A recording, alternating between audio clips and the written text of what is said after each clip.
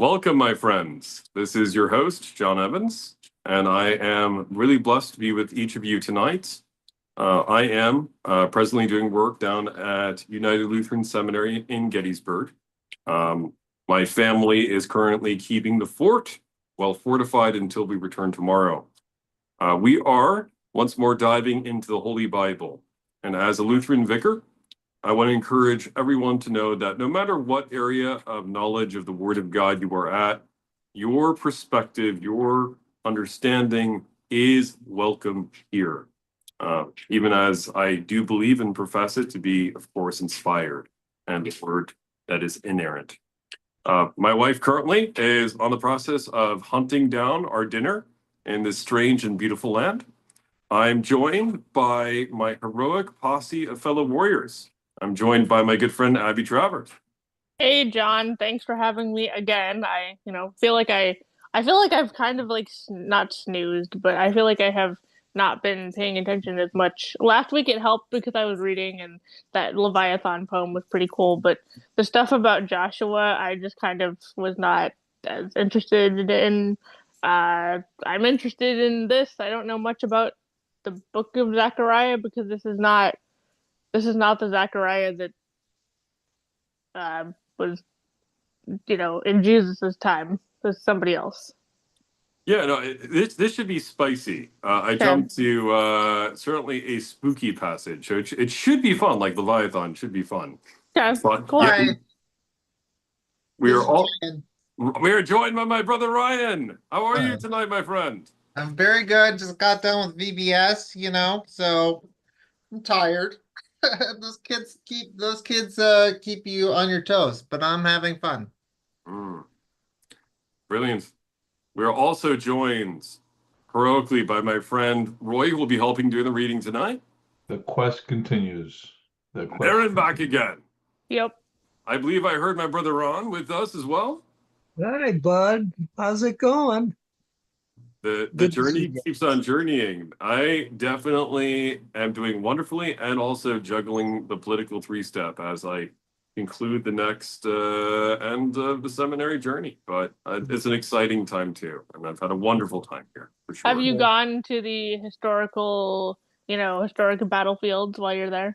Oh, I literally, the garden apartments where I'm staying are on the battlefield. So every morning at 6 a.m., I walk about 4 miles over the field with Samantha. So Well, that's it's, awesome. yeah, I being the lifelong nerdle on that whole point, rented the VHS so often they gave it to me for free because I provided beer money to the owners of that local chapter of the VHS store growing up. I can sincerely say that Gettysburg and I go way back.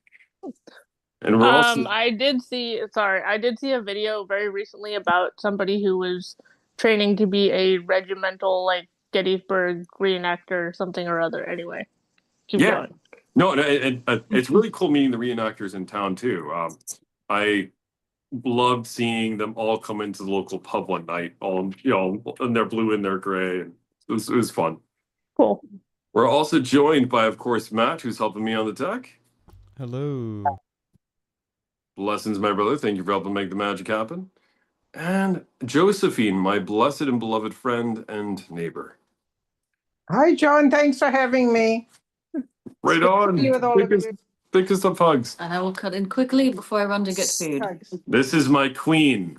This is a warrior. This is definitely a future deacon, no matter what the muckety mucks are mucketing. And we are joined in love as Samantha goes and finds not a caribou in the wilderness, but something from Wendy's. Extra honey mustard. Extra honey mustard. Oh, we have a thing honey mustard. No. Okay, they're honey mustard. Right. Yes. Spicy. Sponsored by Wendy's. Sponsored by Wendy's. No, not really. Just remember, you have my phone. So don't call. All right. You need a sponsor. Like at this point, you have over 1,000 subscribers. You need a sponsor. Anyway. Agreed. All right. I don't think I've missed anyone so far, have I? Okay. So we're jumping into the book of Zechariah, and we're going to jump into chapter 3, which means I better set up what the book of Zechariah actually is. The book of Zechariah is a book of prophecy. It records, of course, the visions of a man who is appointed by God to carry out the office of speaking the words of God to God's people. Now, here's the funny thing. Ryan, my fellow seminarian here, Zechariah is living as a prophet during what time in Israel's history? Is this before or after they are taken into exile into Babylon? I I'm- know the answer, but I want to set it up for Okay. people. You're teasing it. If I'm, did you say Zechariah or Zachariah? Because I feel like this is post-exile. That's how it feels to me. Yeah, so I it's feel it's, it's Is post. Zachariah the one that hangs out with Haggai? Yes. But I am on the right page. Okay, so they are focused on rebuilding the temple in their little colony that has come back from exile in Babylon. They've got a ragtag group that's interested in rebuilding the walls and rebuilding the temple. And they're hanging out with the Zerubbabel, Haggai, and Ezra, I think. Right? Yep. So excellently put. So the Jewish people at this point have been away from their homeland ever since their temple was burnt to the ground by King Nebuchadnezzar of Babylon. That's a big deal in terms of Jewish theology, right? Because the temple is where God is. Yeah, right. So God is everywhere, but God is uniquely in the temple because the temple is generally where what uniquely occurs. The Ark of the Covenant. Wait, no. Yeah, correct. Oh, Very good, Abby. okay. Awesome, right? Right. And you use the Ark of the Covenant generally to do what? It's the place of God's presence, so that's important. Yes, It's place the of God's portal. presence. It's the portal to be and speak with God. It is a portal where there can be communication, right? But also very specifically for one very important liturgical function happens only one day of year, one day out of the year on Atonement. the right. Atonement. On the Jewish calendar, um, there is only one formal day for the sins of the entire nation to be forgiven. That's Yom Kippur, the Day of Atonement, right? Mm. You need to spill the blood of the lamb on the lid of the Ark of the Covenant where God's presence is. Here's the tricky part. In Judaism, you cannot perform animal sacrifice just anywhere. It has to be in the temple or the designated place that has been set apart by God. In this case, it is Jerusalem. So there's a problem. The temple has been destroyed. So the Jewish people are returning to their homeland and they're called to rebuild this thing. Do you think that it is going easy trying to rebuild this thing? Probably not. Why might this be a challenge? Well, can I take a stab at it? Yes, It's been a while since Ryan. I've been in a seminary class. If it was me, if it was a geopolitical thing, and I was a nation around Israel, I wouldn't be too excited about them coming back into power because that's going to threaten me if they're coming back in the neighborhood. So if I was the Philistines or the whomeverites, I would try to discourage them from rebuilding their forces. Exactly right. So there's the geopolitical element, which is they weren't a nation. Now they're a nation again. And certainly they are going to be perceived as a threat in the area, certainly. What area of challenge might be interior to the country for rebuilding the temple? Is Talking no walls about- for protection? Oh, say more about that. Well, they're exposed to their enemies. There's no walls. The I want to say Jerusalem or Salem. I don't know if it's Salem at the time. Has no way of defending itself or protecting itself. And then we're not even going to talk about the prescriptive method of building the temple itself, which is something that, is very onerous. Right. So if you are a farmer who needs to take care of animals, who needs to raise children, who is just trying to get your life back together again, do you think you're necessarily going to leap with excitement to carry out a massive building project? No, because your farm might get displaced. Yeah, I mean, displacement over this is very real. And also, too, ultimately, to keep up the Levites, how are the Levites paid? How are the priests paid? The Kohen? Temple tax. Yeah, it basically it will evolve into the temple tax, but certainly at least in this period, Isn't it a tenth of a tithe, or it's a tithing, right? yeah, I mean, tithing goes back to Exodus, yeah. But basically, the people are there to support the priesthood. So, in other words, if the priesthood makes new inroads, if you have tons and tons of new priests coming in, if you're a farmer, who's feeding those priests? I mean, you are, but maybe you're not getting enough money. Yeah, well, it's not just that. It's if you have 10 chickens and 3 have to go to the local Cohen, that's an economic burden on the local, right? It's an economic burden.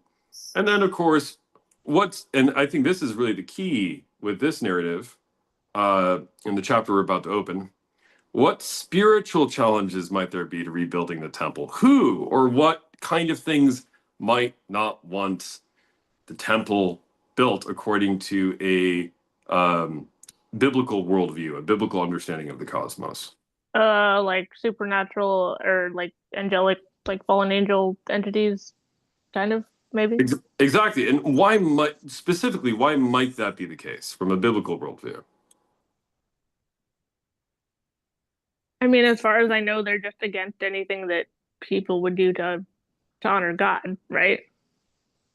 Right. And ultimately we're looking at, if there is no temple, it's not that God can't forgive sin, it's not that God can't engage in this way, but from an ancient point of view, the temple is the interface between God and humanity, right?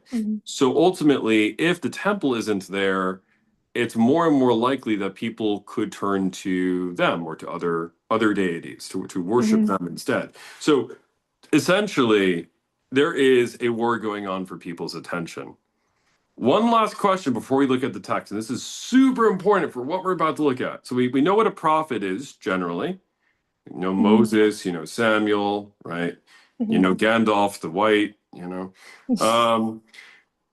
In terms of the role of high priest, who is the high priest in the temple according to the Hebrew Bible? He's a big character we're about to meet, called Joshua, not to be confused with another Joshua. Who is the high priest in terms of his function, his role? What does he do? High priest is the one who goes in to the ark on the Day of Atonement.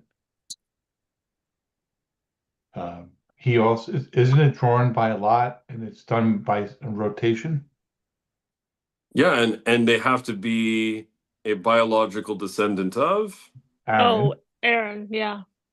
And why is it super important that these elite guys, and only these elite guys, according to at least the Hebrew Bible, can uniquely go in and handle the presence of God? Why is it super important? They're chosen by God. Yep. They are sanctified, or they're made holy. Right, because they're in the presence of a holy God. Holy God. Yeah. So in essence, right, they are representing all of, not just Israel, they're representing all of humanity before God, according to the Hebrew Bible. So there is, talk about no pressure, right? There is an incredible onus to make sure that you are representing the people well in that situation. Here's the big irony as we're about to begin this passage. Can any one human being possibly by their own bootstraps ever fulfill that vocation? No. No. No. 9. So how then can you have and how can you have a perfect high priest, given the fact that there'll be spiritual interference? And this is where the text begins with the prophet Zechariah, one of the prophets living at this time, seeing a vision of the high priest during this period, where the temple ought to be standing. All right, so Roy, take it away. Zechariah chapter 3, verse 1.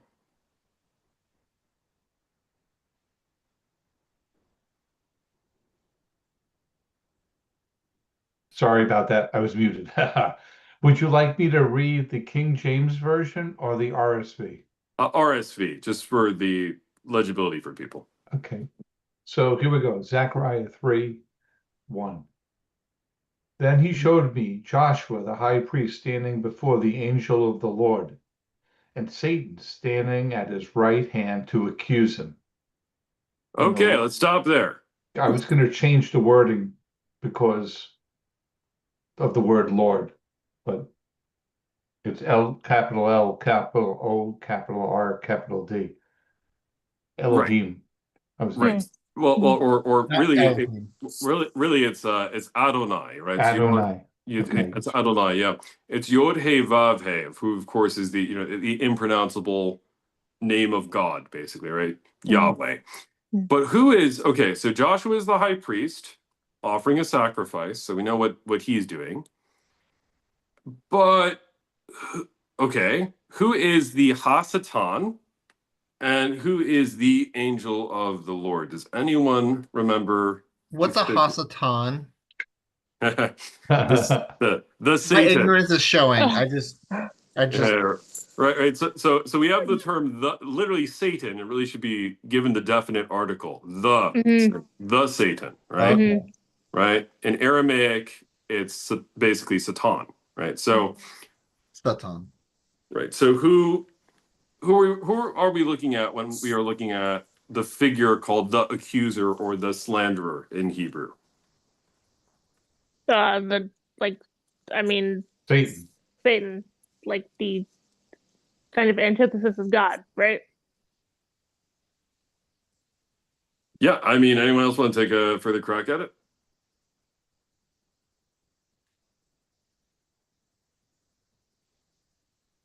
You're talking about the accuser, yeah? Yep.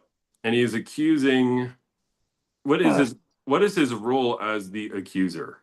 Would it be the prosecuting attorney? Very good. Thank you, man. Right? So, as prosecuting attorney, this fallen angel, right? The rebel, he is attempting to do what? he's attempting to justify his fallenness and equate it with humanity. Yeah. Or we could press it further. If his rebellion is against God, can you possibly overthrow God? No. No. So if human beings are made in the image and likeness of God and are God's kids, But then you get the kids. If you can't get God. exactly. You go after, to quote Michael Heiser, you go after humanity, which is in the effigy, in the likeness of God, right? So here we have, of course, Yahweh, right? You have the figure that you and I would clearly know as the devil, right? The Satan, prosecuting attorney, fallen angel, right? And then you have Joshua, who's being accused, all of humanity by extension being accused, right? But then you have another character in the plot, the angel of Yahweh. Does anyone remember when we were covering the book of Joshua who this figure is? They're like it's almost like a theophany. Yes. Like So to explain to others, what is a theophany? Hi, guys. Right on. That's Ron. Oh, Ron, blessings. Oh, I'm sorry. No, you're good, but yeah, so a theophany, an appearance of God, right? So Yahweh from Yahweh, basically in a nutshell. So already, even though there's monotheism in the Hebrew Bible, there are times when Yahweh appears in human form or in a human-like likeness. The term angel, malach in Hebrew means messenger, right? And of course, the Ark of the Covenant has two malachim, two of them on there. So Joshua's before the Ark of the Covenant, clearly praying here, and the presence of God is abiding there. Does anyone else want to take further stabs at the angel of Yahweh? He's going to do a lot of talking in this passage. The angel of Adonai is Jesus, my perspective. Yep, from a Christian point of view, which is my point of view, obviously. Whenever you see the messenger of Adonai or the angel of the Lord or whatever term we want to use, speaking in the Hebrew Bible, it's been most often interpreted by Christian theologians to be a pre-incarnate appearance of Jesus. I mean, God from God, light from light, true God from true God, right? So you see, Can I be a stickler? yeah. Okay. I think it'd be more specific to say the pre-incarnate Christ, because Jesus is more specifically associated with like Jesus of Nazareth. And so if I was to say that's Jesus, I just got my professors in seminary nitpicked me on this and I've never forgotten it. I'd be like, the angel of the Lord is Jesus. They're like, no, Jesus is the incarnate one. When the Blessed Virgin Mary in the Immaculate Conception births Jesus of Nazareth, it speaks to his incarnated nature. So if we were talking about the angel of the Lord, it would be the pre-incarnate Christ. So technically speaking, that is correct on a very, very technical level. However, right, when we speak of the second person of the Trinity, so God, three persons, right? God the Son becomes a human being in the womb of a woman, Mary, virgin, right? To make it short, right? Mary does not give birth to a human nature. She gives birth to a person with two natures, one human and one divine. That's why you can call her the mother of God, even in Protestant theology, right? So I think it's very, it's important to recognize, yeah, we can split the hair there and say, okay, if I use the term Jesus, I'm often thinking of his incarnation, right? But he's always been the divine son from all of eternity. There never was a time when the son was not, right? So technically correct, but it could lean towards Nestorianism, which is, you know, the heresy of splitting the natures of Christ a little too closely. But I don't want to end up as not a modalist, a monophysite either. You're good. I love these exchanges because I went to a seminary that was very much influenced by biblical theology, right? Yep.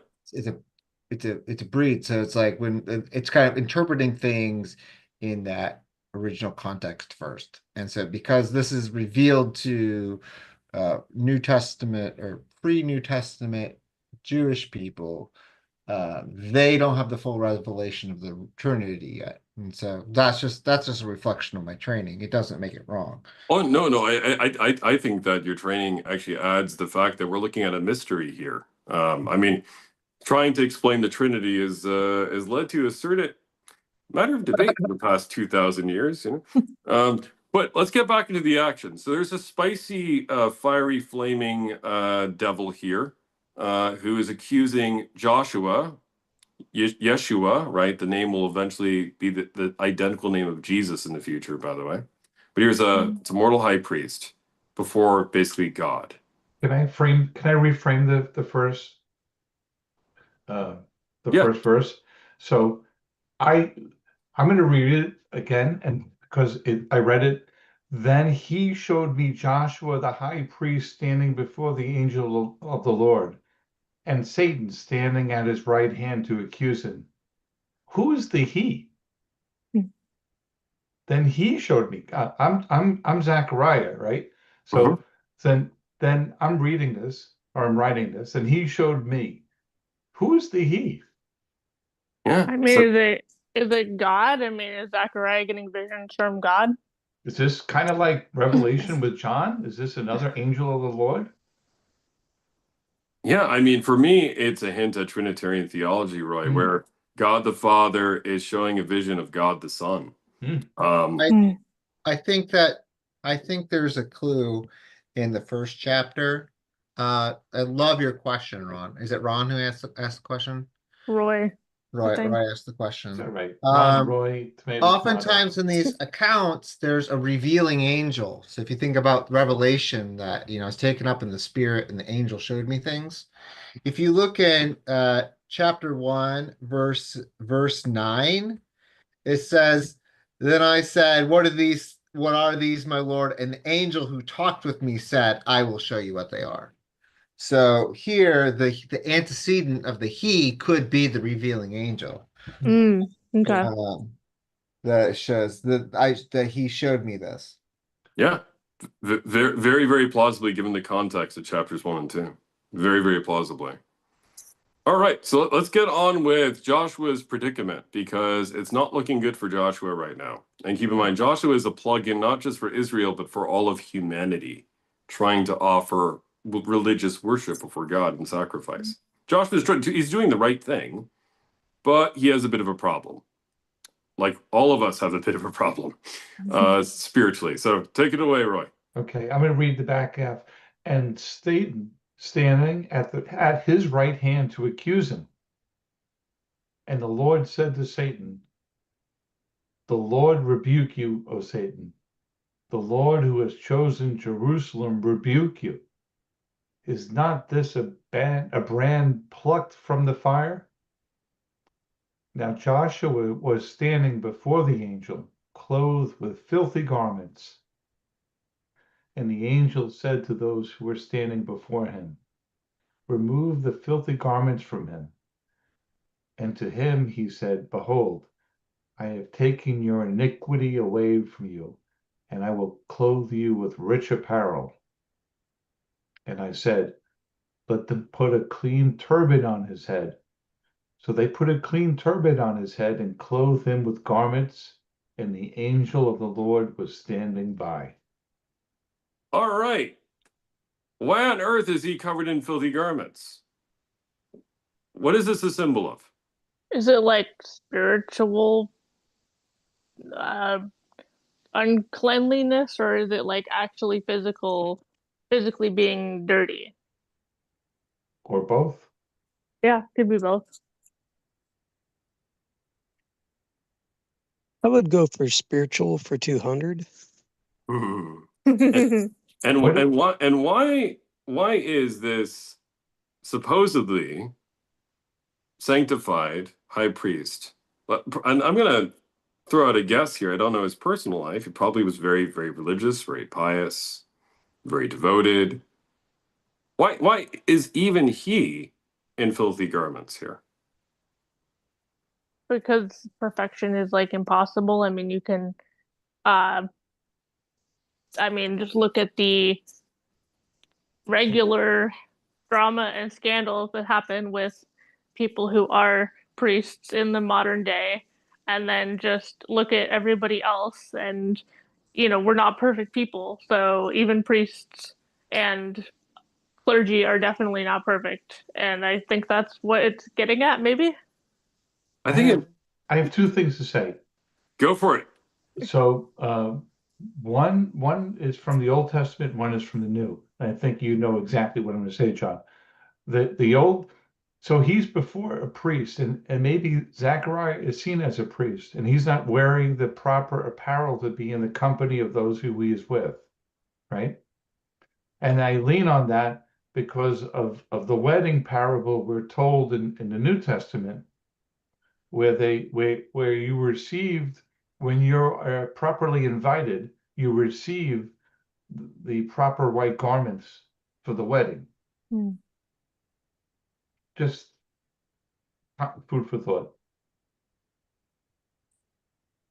Ryan, my Calvinist, do you have any thoughts about the total depravity of the situation? I do not have anything coming from a Calvinist perspective. I only have things from just reading this passage. It seems that he represents the sinfulness of the people, is my understanding, that the filthy garments are a reflection of the people.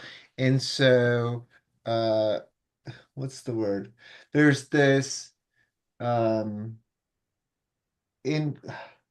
that it's almost, that's more covenant theology, that you have one, like, as a head who figuratively represents the people. And I think that's more what's happening.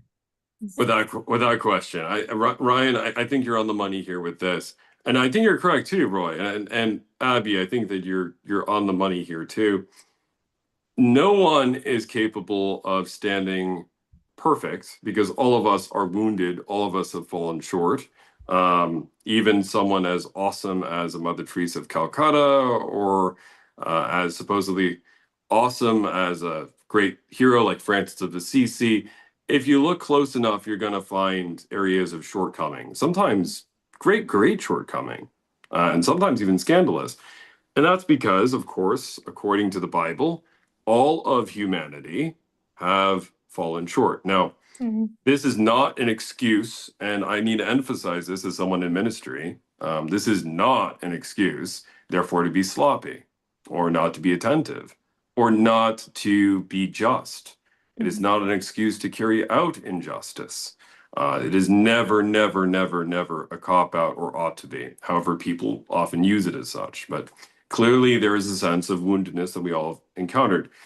The Christian world is divided how you want to define that woundedness. There are different schools of thought about how far or deep that goes.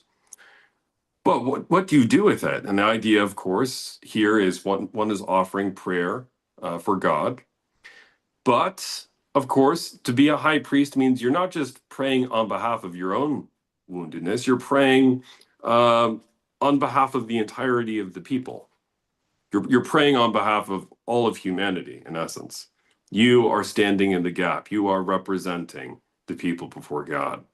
And so the idea of a covenant head, someone who represents the people, as a Christian idea, runs throughout the whole Bible. Adam represents all of humanity. He blows it.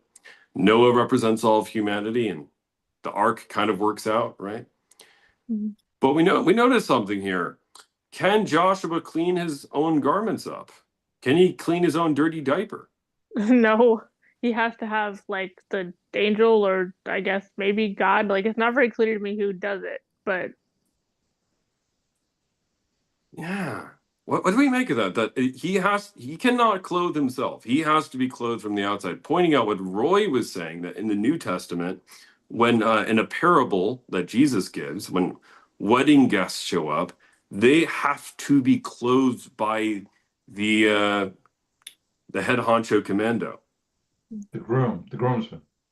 Precisely, right? The bridegroom, which is a stand-in for Yahweh. What do we make of that? There's a word for that. Begins with the letter G. Glorified. That is true, but another term, we use it all the time in churchianity world, but rarely understand its meaning. In Greek, it's charis.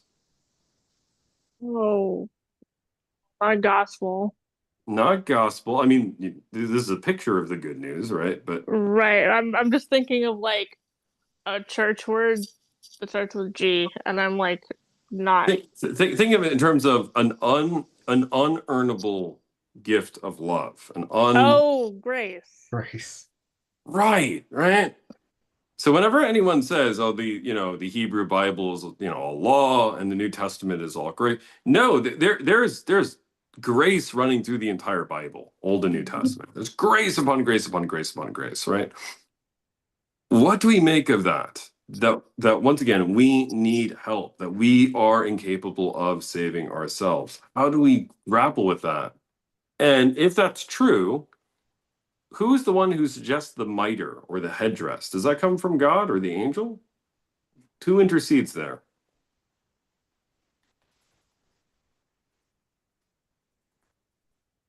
Wait, isn't it Joshua because he's representing all of humanity? It's not quite there. Oh, It's someone, okay. that's good though, right? But who asks on his behalf? Is it only the angel? Who says put a hat on his head, put the mitre on? You talking about when Moses laid hands on him? No. If you look back at the passage, what's interesting is the angel of the Lord says, put a clean robe on him, right? But afterwards, it's Zechariah. Then I said, the narrator says, then I said, put a clean mitre on him, or put a clean headdress on him. Yes, turban. I read RSV is kind of, it's wonky a little bit with some of the verbiage. Yeah. Put a clean turban on his head. So what do we make of that? That a human being is making this request on behalf of another here. Was that intercession or was that like a commandment? Isn't that curious? How is it phrased here? Is it, please, would you pretty please? No, No, it it's sounds a like a command. It sounds like an order. Okay. Yeah. So I he mean, has authority. yeah, so theologically, what do we make of that, right? That this prophet is actually making a divine command here. Oh, okay. So he's making a prophecy in the moment. Yeah. Okay. Okay. This is something new to me. This is like I've read it a lot. I'm like, oh, wait a second. There's something here. Okay, I'm listening. So once again, I know how this theology has been abused by a lot of folk, obviously. But there does seem to be an authority that is granted in terms of representing others in times for praying for healing or praying for, So, yeah. I'm sorry, Jeff. So this is actually okay. I have friends in the New Age coming out of it, and they have problems with the priesthood, and they're not hating. It's just a general Protestant, "Thou shalt not call anyone father" kind of thing. Oh yeah. And so this actually is a scripture that I can use, and this is very interesting. So he's making not just a prophetic declaration, he's making a declaration that means he has the right to do it. And so this goes to the priesthood, yeah? It does. And yet what's interesting is the one making the divine command here is not the priest in the situation. Joshua is the priest. The one saying I here, Yes. this is what makes it further complicated. That's saying. It's the fourth person in the wheel. Yeah, right. But Yeah. who's the I? Who's the speaker? Their job description is Prophet. prophet, right?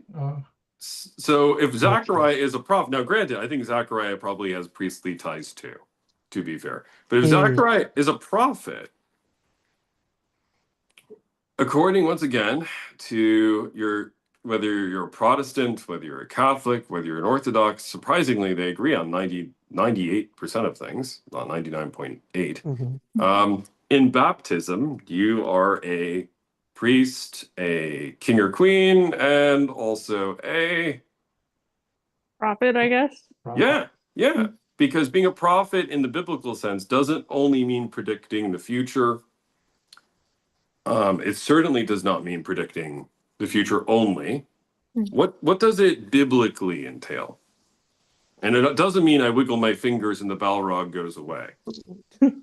But wouldn't that be nice? Well, that's a loaded question. There's a lot to say a prophet does. But they speak for God, I would say. Is that kind of what you're looking for, John? Well, precisely, right? And if you are speaking for God, there are times, and it is very, very, very, very, very, discernment is needed, right? But we are often the only Bible anyone is ever going to read.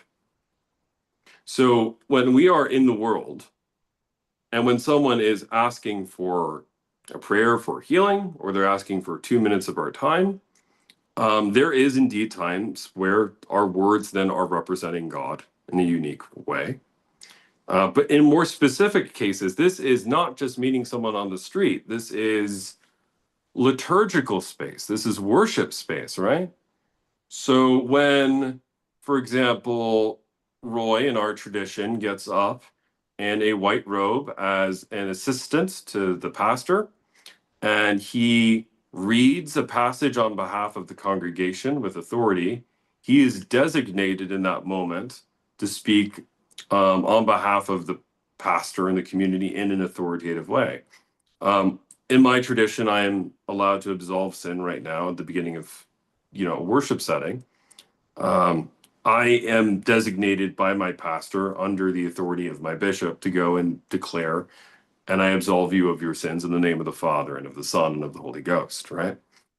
There are times where that does happen. So obviously, I do think that there is a priestly function to this, but I think there's a prophetic one that every single Christian, to a degree, participates in worship. That's why some worship services have, "The Lord be with you." And also with you. Right? What does that mean? Because also with you as it's highly authoritative. You just did something big. What did you just do? Like it's an agreement. It is an agreement, but it's something even more than an agreement. Oh, is that like a declaration? It is a declaration of sorts. It is a declaration that God is with you, and I believe that you are also with God. That we are in communion, koinonia, one with another. Yes. We are in koinonia, that we are in fellowship. Well, we are the walrus. Cuckoo, cuckoo. I don't understand why the Beatles wrote that song. Anyway, they don't understand why they wrote that song. But there is some very almost Christian theology in it of that we are united in one spirit, one faith, one Lord, and one baptism. I am you, and you are me, and we are all together. Hey guys, I'm back from the food run, and apparently my car just took over the Bluetooth audio. Oh. I'll get you back into John in a moment. That's hilarious. Oh no. That's awesome. That's so cool. Yeah, technology is a little too automatic. All right. Hi. Bye. Bye. Good luck. John's probably like talking and talking. Yeah. I find really interesting here. Oh, John is muted now. Maybe. Oh no. John, no, he's muted. Bluetooth on the phone. You're right. Somebody talk like John. There we go. All right. I'll be in just a moment, guys. Let him know. Sounds good. If you turn off the car, and the Bluetooth will go away.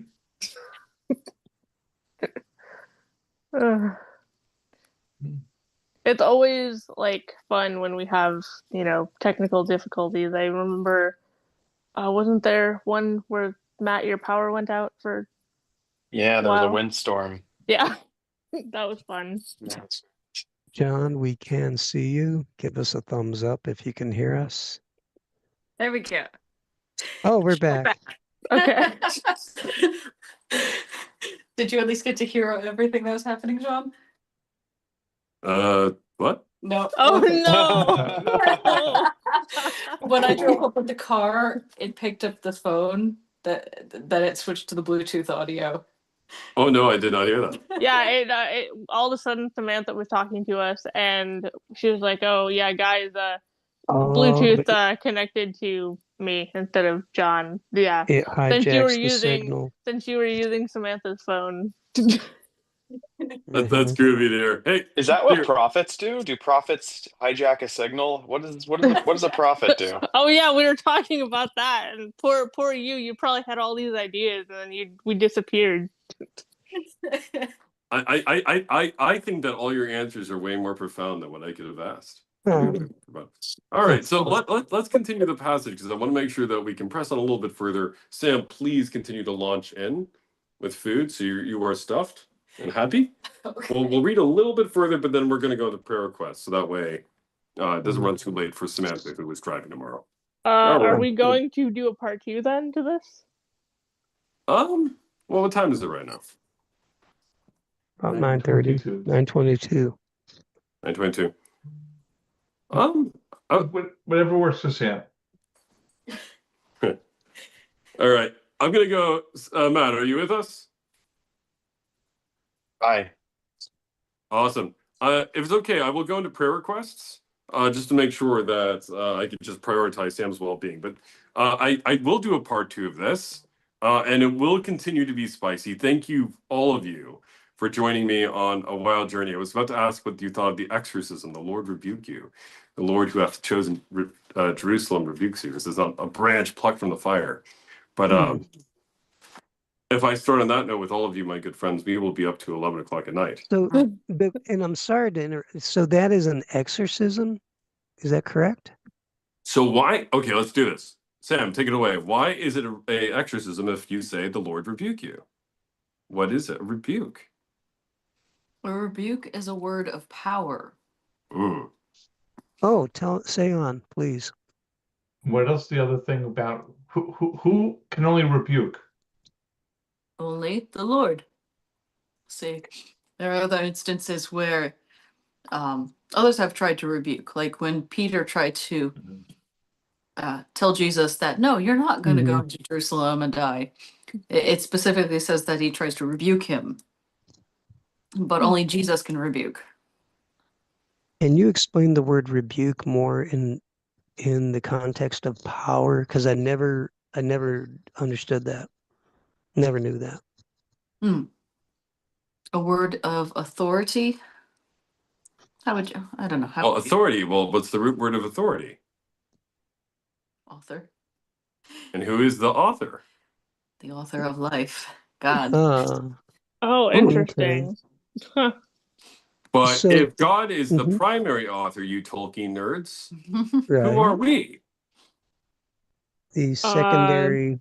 The secondary or tertiary sources.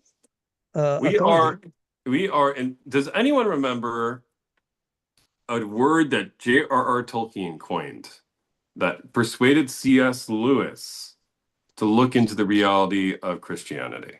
It was one word that blew his mind. Man. Begins with the word sub, as in submarine. Sub.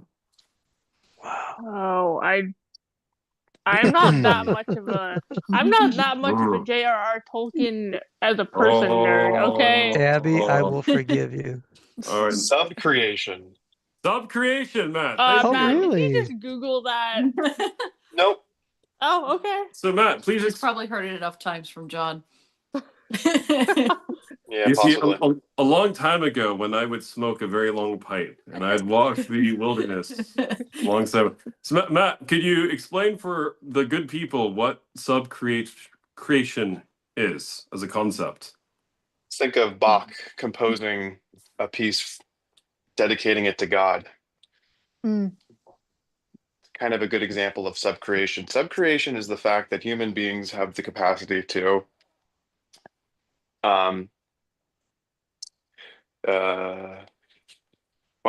create things. And we do so with a certain level of enthusiasm and uniqueness as the species of human. And we have a very unique ability to turn the metaphysical into the physical. We can we can go from ideation into and bring forth things into the material world in a very unique way. It's kind of the perplexing mystery of humanity in a lot of ways. We also cause a lot of trouble in the material world because of this. But there's something also deeply artistic and passionate, and Plato's ladder of love and beauty is often explored through the creation of humans. The idea of like trying to create something meaningful, and ultimately you find a lot of artists dedicating their work to God. And I think that's all done in the spirit of subcreation, because we ourselves are created and have sort of this breath of a creator in us, and therefore our breath of creativity points to him. And it's not just artists who create. Every single person Absolutely is walking the path of creation with their own story, united with the creator. From a great artist, I might add. So Thank you, love. I have to plug you. But yeah, C.S. Lewis, basically as an atheist, argued to J.R.R. Tolkien, well, aren't the myths as beautiful as they are? It's a direct quotation. Lies breathed through silver. Even if they are beautiful, they're simply lies. To which Tolkien's argument was, these are not lies. Instead, we make because we are made. We create because we are created. And so it is very relevant, right? That while, of course, only God alone has the authority to rebuke the devil in the Christian New Testament, in the book of Jude, and here in the Hebrew Bible, nevertheless, we see Zechariah as a sub-creator, legitimately using his creative God-given ability to make a artistic divine statement of power, similar to when Ryan, what happens on the altar with the bread and the wine? That's a loaded question. Are we talking? We don't have another hour, John. Yeah. Well, Hoc we est in the Episcopal corpus Say it. meum. we in the This- Episcopal tradition really like the mystery, and we haven't gone so far as you in the Lutheran tradition to define what that is. Okay, putting technicalities Yes. aside for putting technicalities aside for a moment, right? As Bach is able to compose and is inspired to create, so too God has uniquely given words of creation, so that whether it is through a mysterious way or whether it is through a carnal way, whether it is even through a symbolic way, according to others, through the act of speech, the reality of the presence of God is communicated on that altar. The reality of presence is communicated. Now, of course, I'm biased. I'm very Catholic in my thinking, which is to say Lutheran in my thinking, which is to say I believe that really is Jesus. That's really there. But no matter what your theology is, whether it's in baptism or in communion, there is an idea when a word of creation is spoken, similar to, dare I say, Frodo Baggins lifting up a certain glass vial filled with water, and lifting that glass vial full of water and chanting, "Hail, star kindler, full of glory, turn now with thy kindly countenance before us in this valley of tears." If that sounds familiar to anyone, look it up a little more closely. That invokes something at the end of the day, right? Now, I want to emphasize how that mystery works needs to be a matter of humility, humility, humility, humility. I do not know precisely the how. What I will say is that all of you here tonight, through a word of subcreation in union with the divine will, not my will, but the divine will, has at some point probably made someone's day turn from shadow to light, from chaos to peace, from anxiety to comfort. One powerful, kind word, even outside a liturgical context, may very well be God speaking through you. And in fact, I believe that it is. So, was that good enough, Ryan? Did I straddle the theological You know traditions? what? It's so cool because sacramental debates go really deep, but the way that you said communicated his presence, like, yeah, I can get on board with that phrasing all day long.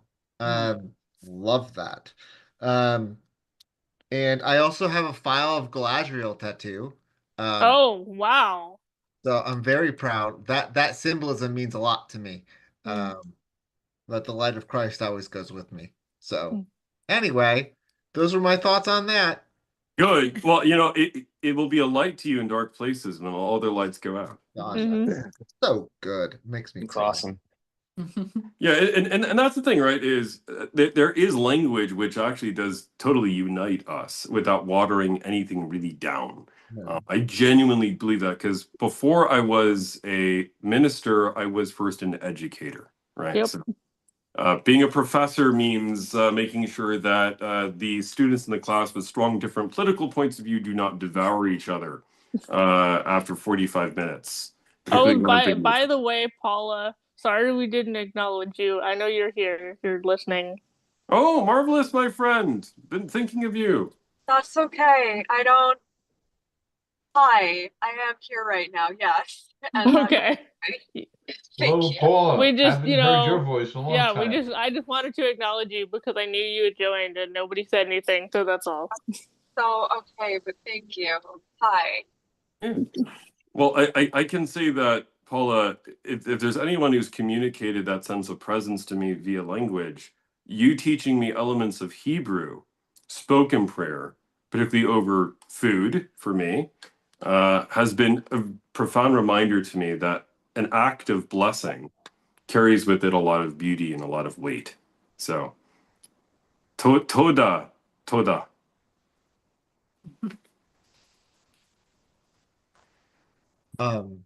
Yeah. I believe in real spiritual presence, and that might, but like, 'cause it drives me nuts when Baptists and whomever say, even Presbyterians will be like, nothing's happening here. That drives me nuts. Something very profound is happening at the table of the Lord our God.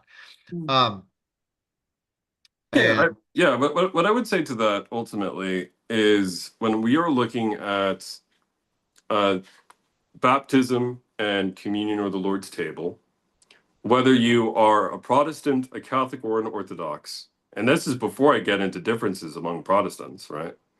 The number one thing we need to realize is that these are extraordinary gifts. We all can agree upon that. And that for the majority of Christian history, it was believed that there is a sense of actual presence there. How you define that presence will be different for a Christian in the earliest years who may have known an apostle like Ignatius. It may have been a little differently understood by a medieval theologian like Thomas Aquinas. It would be a little different, for example, for a guy living around the time of the Revolutionary War. I'm speaking in very layman's terms for people like John Wesley, a famous preacher, right? And it might be a little different, for example, for of all people, Reverend Billy Graham, the Baptist, right? But in all of these cases, they all recognize that the Lord, the Creator, is shown up through, let's face it, an act of speech. Yep. Now, it's very important to say those are not Billy Graham's words. Those are not Thomas Aquinas's words. They will not, when I get to say them, they will not be John Evans's words. They are God's words. What are the words? These are the words over the bread and wine during the communion table. So obviously, it's a bit of a composite between the Gospels. But on the night that he was handed over for us, Jesus took bread, broke it, gave it to his disciples, saying, "Take this, all of you, and eat of it. This is my body given up for you. Do this in remembrance for me." And afterwards, likewise, the cup, giving it to his disciples, confessing his mercy, saying, "Take this, all of you, and drink from it, for this is the chalice of my blood, the blood of the new and eternal covenant, poured out for you and for many for the forgiveness of sins. Do this in remembrance of me." So, in essence, right, the idea of a new covenant formed in a person. In a person, which means in a relationship, which means not in ritual for ritual's sake and not for relationship in a nebulous me alone in a corner of a room, but that I am in relationship with God and I'm in relationship with my neighbor and you and you and you and you and you and you. And unfortunately, I think that a lot of our traditions have run with either only the horizontal bar. Oh, it's all about community. I'm sorry, I'm a little fed up with that right now. Or it's only about the transcendent. It's only about connecting with God. It's me. It's this moment. Oh, okay, that could become a problem too. You need a horizontal bar and a vertical bar to make up a cross. Yep. So, and I would say that this is precisely what I'm seeing in socially in the world between arguments between conservative and progressive forms of thought, and why I as an educator for a long time have seen that when we try to put the mystery under a microscope, that is precisely when we might fall into the danger of building a golden calf god in our own image and in our own likeness, for sure. But I could preach on that all night long, for sure. I have a question, if I may, just going back to the text, just because it's Yes. going to bug me if I don't ask. Yeah. When the whole process of transformation, new turban, and coals being touched to lips, is that a salvation moment or transformation of art? That's something that caught my eye when I first read it, and I'm really happy you brought it up, Ron. and so what do you think? I'm really, really happy you brought it up, Ron. So, what would you say, my friends? Would you say the changing of filthy clothes for new ones is kind of like a conversion moment? Kind of like a moment of being made right, in a sense. If I may steelman it as best I can, Yes. quickly, is you're receiving new garments, and going back to, I forget who was it. Was it Roy who said at the wedding feast you have a wedding garment, and then it's about being new and clean, and that to me speaks of a changed heart, new spirit. Yeah. And so that's where I'm fishing. No, and I just want to say that I 100% agree with that wholeheartedly. So that, but in Christian terms, I would describe that as the process by which we receive what we cannot earn from God, what He uniquely has accomplished on the cross. And ultimately, that would be our justification before God. Now, justification is a big word for a lot of folks, but it simply in the Greek means being made right with God at the end of the day. Now, here's the thorny theological issue. So is that a I think the signal was a bit wonky. Did anyone else make that one out? Go for it. I interrupted. No, you make it. No. What I was about to say is, okay, so we're made right with God. Let's say we made a commitment to God personally. Let's say we speak of this as the baptism experience, right? It's me. I have a bad lag. Oh, okay. So sorry about that. I know the signal can be tough. Right. But as with any relationship, right? Let's say we stand in justification before God. Does that end with a moment? Does that end with an immersion in water? Or does that continue? Continues. Yeah. So ultimately, what I'd say is that while there is indeed a setting right or justification, right, there is that continual experience of needing that promise renewed in our life, and that's where, of course, a remembrance of our baptism.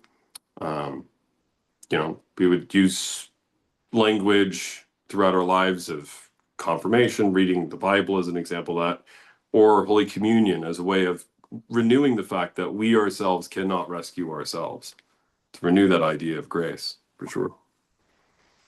Samantha, I am smelling French fries. So, and John, if I can follow up one quick question with that.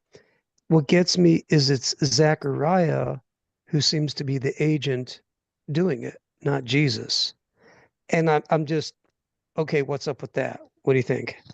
Yeah, I think we all know what that's what's Jesus's last commandment to his disciples before he ascends bodily into heaven?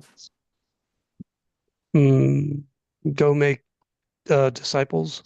Yeah, exactly. And the word disciple doesn't mean pew sitters. What does the word disciple mean? Like the follower of discipline, someone who follows you. Yeah. Yeah. So there's a word for that in terms of to follow me, or to follow in that context. It means student, right? make students of all people. And then, of course, to baptize them into the name of the Father, the Son, and the Holy Spirit, which means students not only of a teacher, but students literally of God, right?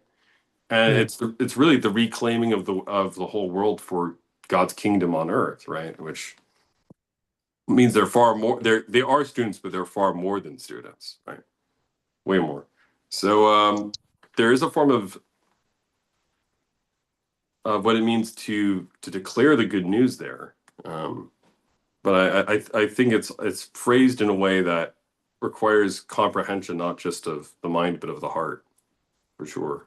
I was just wondering because I was always wondering, like you brought out a lot today, but I just realized it's like Zechariah was the prime mover in that part of the story.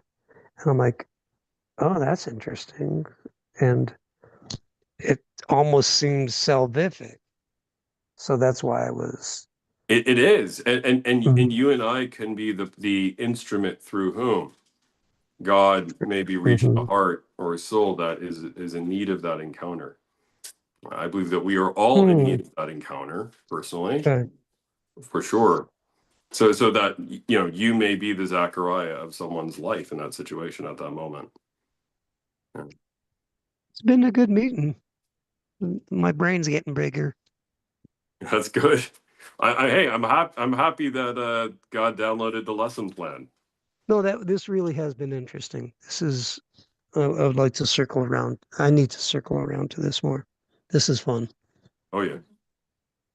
I like to say that to pull this full circle that we started the conversation with the 9th of Av, which is coming up very soon, right? With the destruction of the temple.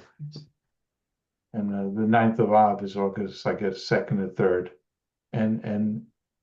And we're on the road in the narrative in Zechariah for the ordination of a leader, one who's been divinely set apart by a turban and a clean robe to maybe start the building or put the people on the right path. Just a thought. Bingo, bingo. Oh, take it away. But no, just what was just said is hugely important. I think the passage is all about the Joshua who's set apart to stand before us, the greater Joshua, obviously Jesus Christ. And so God set apart priest for us being Jesus Christ. I find it fascinating here, bridging what we were talking about in the beginning, that we have this pre-incarnate Christ, but we also who's present in Angel of the Lord, but we also have a priestly representative on the behalf of the people who's being cleansed. And one day the true Christ comes who cleanses the people. I think that's a beautiful connection. That this is the Joshua who's set apart and with priestly robes. Yeah. No.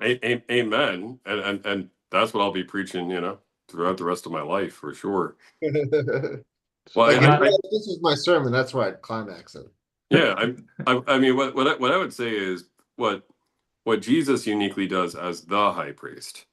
There is a participation in which we all participate depending on our walk in life. Well, one of the things that Martin Luther emphasized is, of course, while there is a unique role to that of the clergy, whether it's Luther's barber who cuts his hair, whether it is his wife Katie von Bora making stew, or Samantha fetching the holy windies, or whether it's someone who's offering a word of comfort tonight to someone in hospice. We are all acting in some sense as in persona Christi, in the person of Christ.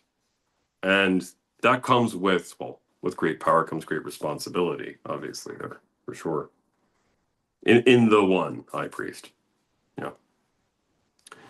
But isn't that interesting? One body, many different members, many different charisms. I find that encouraging. Very, very encouraging. I must confess to all of you, I and my intellectual powers are being seduced by the smell of French fries. So, Matt, are you ready for us to turn to prayer requests? Rolling the outro now. Goodbye, everybody.